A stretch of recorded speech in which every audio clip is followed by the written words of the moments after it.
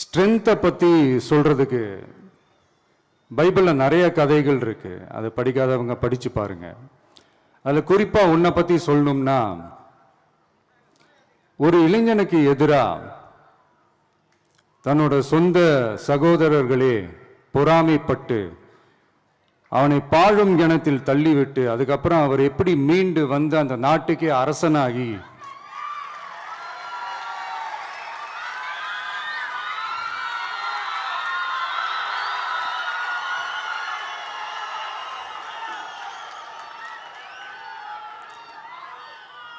அந்த நாட்டுக்கே அரசனாகி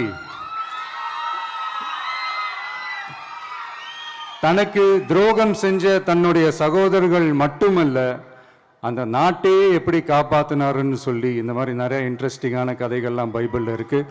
படிக்காதவங்க படிச்சு பாருங்க. அந்த குறிப்பிட்ட கதை யாரை பத்தின கதைன்னு நான் சொல்லி தெரிய வேண்டிய அவசியம் இல்லைன்னு நினைக்கிறேன். அது உங்க எல்லாருக்குமே நல்லா தெரியும்.